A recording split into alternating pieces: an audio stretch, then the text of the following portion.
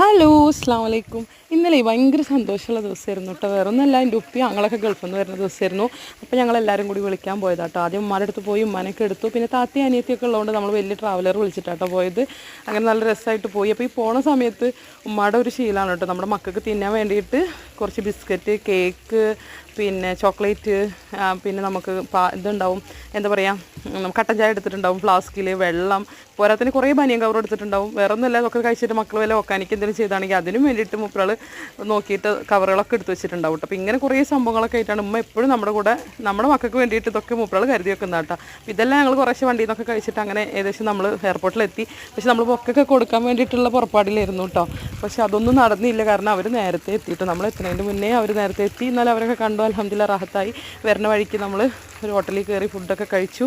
പിന്നെ ഇന്നലെ മോളുടെ ബർത്ത്ഡേയും കൂടിയായിരുന്നു കേട്ടോ. അപ്പോൾ ഒരു ഡ്രീം കേക്ക് മേടിച്ചിട്ട് നമ്മൾ മുറിക്കുകയും കൂടി ചെയ്തു കേട്ടോ. ഹലോ